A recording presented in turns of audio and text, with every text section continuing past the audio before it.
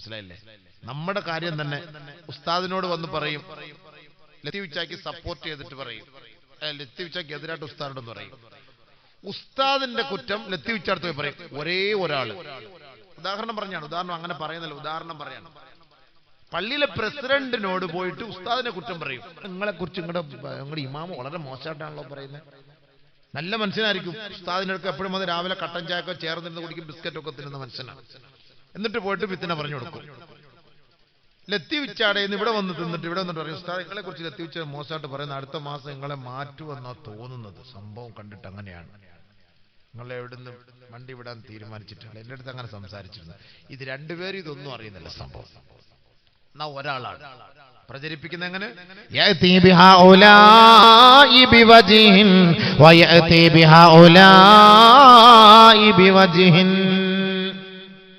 മീഡിയകളിലൂടെ ഇങ്ങനെയാണല്ലോ ഒരു മനുഷ്യനെ കൊണ്ട് എങ്ങനെ വേണമെങ്കിലും എന്തും ചെയ്യിക്കാം. വലത് കൈ കൊണ്ട് വെള്ളം കുടിക്കുന്ന മനുഷ്യനെ ഇടത് കൈ കൊണ്ട് വെള്ളം കുടിപ്പിക്കുന്ന ആട്ടാക്കും. വലത് കൈ കൊണ്ട് ഭക്ഷണം കഴിക്കുന്നതിനെ ഇടത് കൈ കൊണ്ട് ഭക്ഷണം കഴിക്കുന്നവനായിട്ട് മീഡിയക്കകത്ത് ആക്കി കൊടുക്കും. ആവശ്യമില്ലാത്ത പരിപാടികളൊക്കെ ചേർത്ത് വെച്ചു കൊടുക്കും. എന്നിട്ട് നിസ്കരിക്കാനും വരും, നോമ്പ് പിടിക്കാനും വരും, ഇബാദത്തെടുക്കാനും വരും. അപ്പൊ ഇവിടെ വരുമ്പോ ഒരു മുഖം, അവിടെ മീഡിയക്കകത്ത് കയറുമ്പോൾ മറ്റൊരു മുഖം. അപ്പൊ ആരാ ഇവൻ? ഇവൻ ജനങ്ങളിൽ ദുഷിച്ചവനാണ്, നികൃഷ്ടനാണ്. നബിയുനാ റസൂലുള്ളാഹി ഇവനെ കുറിച്ച് അല്ലാഹുവിന്റെ റസൂൽ പറഞ്ഞ വാക്കെന്താ? വമൻ കാന ദാ ലിസാനൈൻ ഫഇന്നല്ലാഹ യജഅലു ലഹു ലിസാനൈൻ മിന്നാർ. ആരെങ്കിലും ദുനിയാവിൽ രണ്ട് നാവോടുകൂടി സഞ്ചരിച്ചാൽ, രണ്ട് മുഖഭാവത്തോടുകൂടി സഞ്ചരിച്ചാൽ, നാളെ ആഖിറത്തിൽ അല്ലാഹു സുബ്ഹാനഹു വ തആല നരകത്തിന്റെ തീയാലുള്ള രണ്ട് നാവ് ഇവന് നൽകുമത്രേ.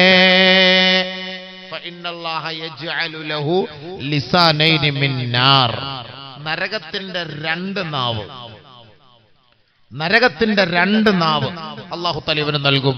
നബിയുനാ ശഫീഉനാ റസൂലുള്ളാഹി. അതുകൊണ്ട് ഒരാളുടെ ഐബ് നമ്മൾ മറ്റുള്ള മുന്നിൽ വെളിപ്പെടുത്താൻ പാടില്ല. അല്ലാഹു നമ്മളെ നാണം കെടുത്തി കളയും. ഇതിങ്ങനെ ചുറ്റിത്തിരില്ല, നമീമത്തി എന്ന് പറയും. ഇതിങ്ങനെ വെറുതെ ഇവന്റെ കാര്യം അവിടെ പറയാ, അവന്റെ കാര്യം ഇവിടെ പറയുക, വെറുതെ വാട്സപ്പ് എടുത്ത് ഗ്രൂപ്പ് ഇട്ട് ചുമ്മാ അങ്ങോട്ട് ചർച്ച, ഇങ്ങോട്ട് ചർച്ച, ഇങ്ങോട്ട് ചർച്ച. ആവശ്യമില്ല, നമ്മുടെ സമയം വേസ്റ്റാണ്. ലാ തുളയ്യൂ ഔഖാതകും ഫഇന്നൽ വഖ്ത ദഹബുൻ വലാ തുളയ്യൂഹാ. സമയം നിങ്ങൾ വേസ്റ്റാക്കല്ലേ, അത് സ്വർണ്ണാണ്. സമയം അമൂല്യ നിധിയാണ്, അമൂല്യ സമ്പത്താണ്. അത് നിങ്ങൾ നഷ്ടപ്പെടുത്തരുത്. ആവശ്യമില്ലാത്ത കടിപിടിക്ക് വേണ്ടി നിങ്ങൾ സമയം ചെലവാക്കാൻ പാടില്ല. നന്മകൾക്ക് വേണ്ടി നിങ്ങൾ ആ സമയം ചെലവാക്കുക.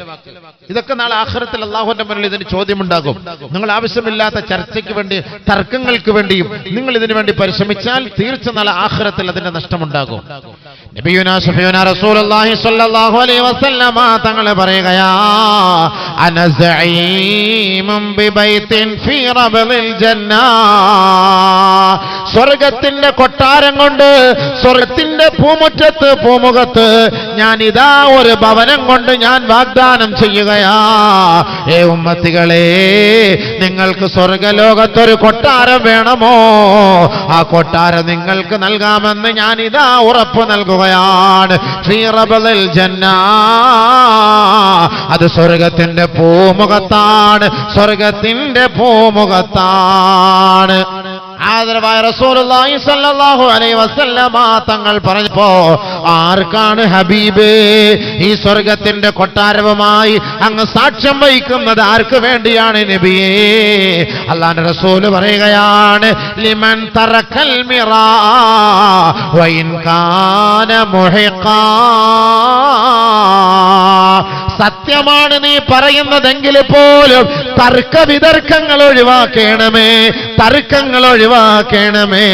തർക്കങ്ങൾ ഒഴിവാക്കുന്ന വ്യക്തിക്ക് ഞാനിതാ സ്വർഗം കൊണ്ട് സാക്ഷ്യം വഹിക്കുകയാ. ലോകത്തിന്റെ മുത്തേ മുഹമ്മദ് മുസ്തഫ. തർക്കം ഒഴിവാക്കുന്നവർക്ക്. എന്തിനാ തർക്കിക്കുന്നത്? എന്തിനാ തർക്കിക്കുന്നത്? ആരാ നാളെ ആഖിറത്തിൽ രക്ഷപ്പെടുന്നത് നമുക്കറിയില്ലല്ലോ. വെറുതെ നമ്മൾ മീഡിയയിലൂടെ ആവശ്യമില്ലാത്ത തർക്കം. അവൻ അങ്ങനെയാണ്, അവൻ ഇങ്ങനെയാണ്, അവൻ ഇങ്ങനെ, മറ്റൊന്നാണ്. ഇപ്പൊ അബൂബക്കർ ഖാസിമിനെ കുറിച്ച് മോശമായിട്ട് പറയാം. ചുമ്മാ ഇങ്ങനെ ഓരോരുത്തർ ഇങ്ങനെ വെറുതെ അങ്ങോട്ട് കുറ്റം പറയും. സുന്നത്ത് ജമാഅത്തിനെതിരായ ആളാണ്, മറ്റേ ആളാണ്. സുന്നത്ത് ജമാഅത്തിന്റെ അഹലുകാരനാണോ ഇല്ല, ഞാൻ 5-6-7 വർഷമായിട്ട് പോയി കാസർഗോഡ് ഞാൻ ഈ ഭാഗങ്ങളെല്ലാം പ്രസംഗിക്കുന്നു. എല്ലാവരും എന്നെ വിളിച്ച് ഉസ്താദ് നിങ്ങളെ കുറിച്ച് ഇങ്ങനെ ഒരു പരാതി ഉണ്ടല്ലോ, അതുണ്ടല്ലോ, ഇതുണ്ടല്ലോ. ഇതിനൊന്നും മറുപടി പറയണ ഈ പാവപ്പെട്ടവൻ പോവില്ല. എത്ര നമ്മളെ ചൊടിപ്പിച്ചാലും ഇഷ്ടമുള്ളവൻ വിളിക്കട്ടെ, ഇഷ്ടമില്ലാത്തവൻ വിളിക്കണ്ട. ഞാൻ സുന്നത്ത് ജമാഅത്തുകാരനാ, നിങ്ങൾക്ക് ഉറപ്പുണ്ടെങ്കിൽ എന്നെ വിളിച്ചാൽ മതി. സുന്നത്ത് ജമാഅത്തുകാരനല്ല എങ്കിൽ വാങ്ങുന്നതിന് വിളിക്കണ്ട. ഖലാസ്, തീർന്നല്ലോ സംഭവം, പ്രശ്നം തീർന്നില്ലേ? 2 ദിവസം റെസ്റ്റ് എടുക്കാം പുരയിലിരുന്നിട്ട് റാഹത്തായിട്ട്. അള്ളാഹ് എവിടെല്ലാം ദീൻ പറയാൻ പോകണം തീരുമാനിച്ചാൽ അവിടെ എല്ലാം പോയേ പറ്റുള്ളൂ. അത് അള്ളാന്റെ തർത്തീബാണ്. അതിന് ആര് തടഞ്ഞാലും അത് തടയാൻ പറ്റുള്ള സംഭവം. ആര് വേണം തടയാൻ പറ്റില്ല. വലിയ വലിയ മഹാന്മാര്, മശായിഖന്മാര്, സ്വാലിഹീങ്ങളെ സുന്നത്ത് ജമാഅത്തിന്റെ അഹലുകാരല്ല എന്ന് പറയുന്നു. പിന്നെ ഈ പാവം പിടിച്ച ഈ സാധുവായ സീറോ ആയ എന്നെ കുറിച്ച് പറയുന്നില്ല. എനിക്ക് വലിയ പ്രശ്നമൊന്നുമില്ല. ഏറ്റവും വലിയ ബലഹീനൻ, ഒന്നുമില്ലാത്തവൻ, വിവരമില്ലാത്തവൻ. നിങ്ങളുടെ മുന്നിലൊക്കെ വന്ന് ഇൽമു പറയാൻ തൗഫീഖ് കിട്ടിയതിന് അള്ളാഹുവിൽ ഞാൻ അൽഫ് ശുക്ർ, അള്ളാഹ്ക്ക് ഞാൻ കോടിക്കണക്കിന് ശുക്ർ ഞാൻ അള്ളാഹുവിന് ഞാൻ നൽകുകയാണ്, പറയുകയാണ് പടച്ചവൻ. കാരണം എനിക്ക് ഈ സാധുവായ, എനിക്ക് വിവരമില്ലാത്ത എനിക്ക് നിങ്ങളുടെ മുന്നിൽ വന്ന് ഇൽമു പറയാൻ പറ്റിയില്ലേ? ഇത്രയും ആളുകൾ എതിർത്തിട്ടും. പിന്നെ ഞാനിപ്പോൾ പറഞ്ഞു സോഷ്യൽ മീഡിയയെ കുറിച്ച് വന്നതുകൊണ്ട് പറഞ്ഞില്ല, ഞാൻ ഇത് പറയൂല. സോഷ്യൽ മീഡിയയിലൂടെ ഇങ്ങനെ എപ്പോഴും ചുമ്മാ ചർച്ച, വെറുതെ ആവശ്യമില്ലാത്ത ആൾ അങ്ങനെ കാണിച്ചു, ഇങ്ങനെ കാണിച്ചു, ഇങ്ങനെ പറഞ്ഞു, അങ്ങനെ പറഞ്ഞു, ഇങ്ങനെ പറഞ്ഞു, എന്ത് പറഞ്ഞു, എന്ത് കാണിച്ചു, എന്ത് ചെയ്തു എന്ന് അതിന്റെ നിജസ്ഥി മനസ്സിലാ. അവിടെയും കട്ട് ചെയ്യും, മാ ഖബലും മാ ബഅദും കട്ട് ചെയ്തിട്ട് നടുക്കുള്ളത് മാത്രം എടുത്തിട്ട് കൊടുക്കും. സംഭവം മനസ്സിലായില്ലേ? ഇപ്പുറത്തും കട്ട് ചെയ്യും, ഇപ്പുറത്തും കട്ട് ചെയ്യും, എന്നിട്ട് ഇതിൽ മാത്രം എടുത്തു കൊടുക്കും. അപ്പൊ ഈ പി ഉസ്താദ് ഇങ്ങനെയാ, ഈ പി അങ്ങനെയാ, ഈ പി ഇങ്ങനെയാ, അദ്ദേഹത്തെ അടുത്ത വർഷം വാളിന് വിളിക്കരുത്, നമ്മൾ വാളിന് വിളിക്കരുതപ്പാ, അയാൾ സുന്നത്ത് ജമാഅത്തിനെതിരായ ആളപ്പാ. അൽഹംദുലില്ലാ അപ്പാ, എപ്പെങ്കിലും മനസ്സിലായല്ലോ അപ്പാ, വിളിക്കല്ലേ അടുത്ത വർഷം. നല്ല കാര്യം. നമ്മളാരോടും പോയി ചോദിക്കാറില്ല അള്ളാഹുവെ നമ്മളെ കാസർഗോട്ടുകാരെ വിളിക്കണമെന്നും കൊല്ലക്കാർ വിളിക്കണമെന്നും കർണാടകക്കാർ വിളിക്കണമെന്നും നമ്മൾ ദ്വാരക്കാരില്ല. അള്ള പറയുന്നു, പോകുന്നു, ഖലാസ്. അള്ള പറയുന്നു, പോകുന്നു. ഇത് അള്ള തരുന്ന പ്രത്യേകമായ കഴിവാണ്. അള്ള തരുന്ന കഴിവുകൊണ്ട് മാത്രമാണ് ശ്രമിക്കുന്നത്. അള്ള തരുന്ന കഴിവുകൊണ്ട് മാത്രമാണ് ഈ ആളുകളെ കിട്ടുന്നത്. ഇതൊക്കെ അള്ളാന്റെ തർത്തീബാണ്, അള്ളാന്റെ തീരുമാനമാണ്. അവൻ തീരുമാനിക്കുന്നു നീ പോകണ്ട, അവൻ തീരുമാനിക്കുന്നു പ്രശ്നിക്കണം പറഞ്ഞാൽ യാഥാർത്ഥ്യമായിരിക്കും. അതുകൊണ്ട് ഒരു വ്യക്തിയെക്കുറിച്ച് അറിയാതെ, മനസ്സിലാക്കാതെ, വെറുതെ ആവശ്യമില്ലാതെ മീഡിയകളിലൂടെ നിങ്ങൾ അങ്ങോട്ടും ഇങ്ങോട്ട് പ്രചരിപ്പിക്കരുത്. അത് നിങ്ങൾക്ക് ഞാൻ തരുന്ന ഉപദേശം. പക്ഷെ നിങ്ങളുടെ മൊബൈലിൽ ഇത് സംഭവം വന്നു. ഞാൻ ഈ അടുത്ത സമയത്ത് അൻസിബ ഹസൻ എന്ന് പറഞ്ഞിട്ട് ഒരു സിനിമാ നടിയുണ്ട്, ഒരു സിനിമാ നടി അൻസിബ ഹസൻ. അറിയായിരിക്കും അല്ലേ? ചെറുപ്പക്കാർക്കൊക്കെ അറിയായിരിക്കും. അൻസിബ ഹസൻ എന്ന് പറഞ്ഞൊരു സിനിമാ നടി, മുസ്ലിമാണ്. എല്ലാവർക്കും അറിയാമായിരിക്കും ഇല്ലേ? അറിയാവോന്ന് ചോദിച്ചാൽ അറിയാന്ന് പറഞ്ഞ സിനിമ ആണെന്ന് പറഞ്ഞാൽ മനസ്സിലാക്കി പോകും. അതുകൊണ്ട് ആരും മിണ്ടാത്തത്. എന്തായാലും പോട്ടെ, ഹൈർ.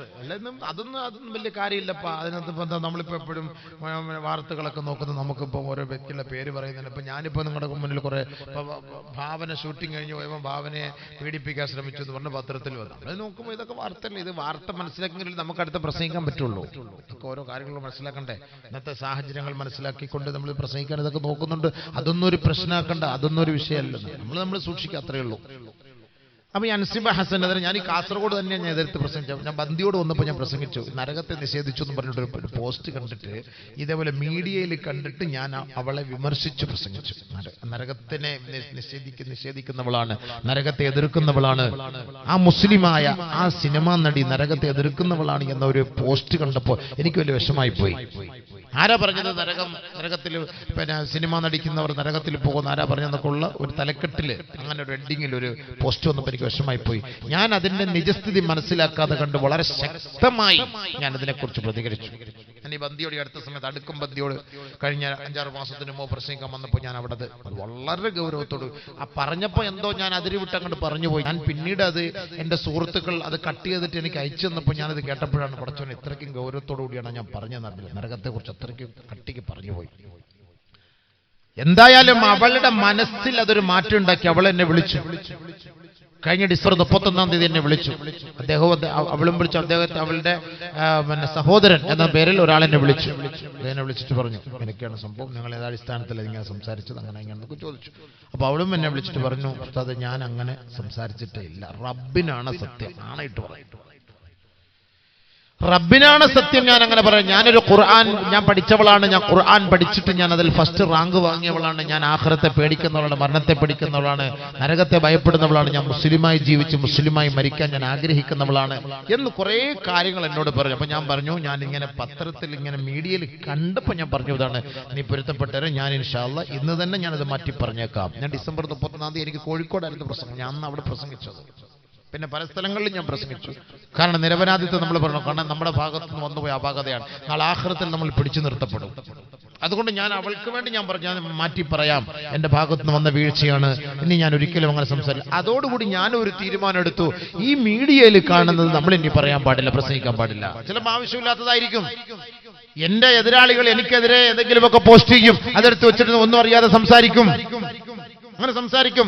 നമ്മുടെ ഉസ്താദന്മാര് പണ്ഡിതന്മാരടക്കം അബൂബക്കർ മുസ്ലിയാർ ആരാണെന്ന് എന്നെ പോലും അറിയാത്ത ആളുകൾ എനിക്കെതിരെ ധാരാളം പ്രഭാഷണങ്ങളും ധാരാളം മെസ്സേജുകളും ഇടുന്നു. എന്നെ ഇന്നുവരെ കണ്ടിട്ടുമില്ല, സംസാരിച്ചിട്ടുമില്ല. പിന്നെ എന്റെ രഹസ്യങ്ങൾ അദ്ദേഹത്തിന് എങ്ങനെ അറിയാം? എന്റെ ആദർശങ്ങൾ അദ്ദേഹത്തിന് എങ്ങനെ അറിയാം? ഉദാഹരണം പറയാൻ. അപ്പൊ എന്റെ പച്ച ഇറച്ചു തിന്നുമ്പോൾ നാളെ ആഖിറത്തിൽ അള്ളാഹുവിന്റെ മുന്നിൽ അദ്ദേഹം എന്നോട് പൊരുത്തം ചോദിക്കാതെ അള്ളാഹ് അങ്ങനെ പൊരുത്തപ്പെട്ടു കൊടുക്കും. അതുകൊണ്ട് നമ്മൾ ഉലമാക്കളെന്നല്ല, ഒരു വ്യക്തികളെ കുറിച്ചും നമ്മൾ പരാമർശിക്കരുത്, സൂക്ഷിക്കണം. മീഡിയകൾ പ്രത്യേകമായി സൂക്ഷിക്കണം. നിങ്ങൾക്ക് പല ഗ്രൂപ്പുകളുണ്ട്. ആ ഗ്രൂപ്പിൽ ഒരാളെ, ഏത് ഗ്രൂപ്പിലെ ആലിമികളെ ആയാലും കരിവാരി തേച്ചു കൊണ്ടുവരുന്ന മെസ്സേജുകൾ നിങ്ങൾ ഫോർവേഡ് ചെയ്യരുത്, ഡിലീറ്റ് ആക്കി കളയണം. ഞാൻ പറയുന്ന വാക്കാണ്, നിങ്ങൾക്ക് വേണമെങ്കിൽ മനസ്സിലാക്കിയാൽ മതി. അത് ഏത് ഗ്രൂപ്പിലെ ആലിമാകട്ടെ, ഏത് ഗ്രൂപ്പിലെ സഹോദരങ്ങളാകട്ടെ, ഒരു വ്യക്തിഹത്യ നടത്താനുള്ള ഒരു തീരുമാനമാണ് നിങ്ങളുടെ ഈ സോഷ്യൽ മീഡിയകളുടെ പ്രയോജനമെങ്കിൽ, പ്രവർത്തനമെങ്കിൽ, അതിനുവേണ്ടിയാണ് നിങ്ങൾ സമയം മെനക്കെടുന്നതെങ്കിൽ നാളെ അള്ളാഹുവിന്റെ മുന്നിൽ നിങ്ങൾ സമാധാനം പറയേണ്ടി വരും. ഒരു വ്യക്തി ആരാണ്, അദ്ദേഹത്തിന്റെ വ്യക്തിത്വം എന്താണ്, ഇത് നമുക്കറിയാം. അറിയുകയില്ല. നമ്മൾ വിചാരിക്കും ഞാൻ നല്ലവനാണ്, ഞാൻ നല്ലവനായതുകൊണ്ടാണ് ഞാൻ മറ്റുള്ളവനെ കുറ്റം പറയുന്നത്. ഇല്ല. നബിയുനാ റസൂലുള്ളാഹി സ്വല്ലല്ലാഹു അലൈഹി വസല്ലമ തങ്ങളുടെ കാലഘട്ടത്തിൽ ഒരു സ്വഹാബി വഫാത്തായി കിടക്കുകയാ. സ്വഹാബാക്കൾ എല്ലാവരും ആ മയ്യത്തിന്റെ അരികിലേക്ക് പോവുകയാണ്. തൗഫിയ റജുലുൻ മിന സ്വഹാബാ, അല്ലാഹുവിന്റെ റസൂൽ സ്വല്ലല്ലാഹു അലൈഹി വസല്ലമ തങ്ങളും ആ മയ്യത്തിന്റെ അരികിലേക്ക് എത്തുകയാണ്. ഒരു സ്വഹാബി കടന്നു വന്നിട്ട് പറയുന്നു, ഫഅബ്ശിർ ബിൽ ജന്നാ നബിയേ, ഇദ്ദേഹത്തിന്റെ സ്വർഗ്ഗം കൊണ്ട് സന്തോഷ വാർത്ത അറിയിക്കൂ ഹബീബേ.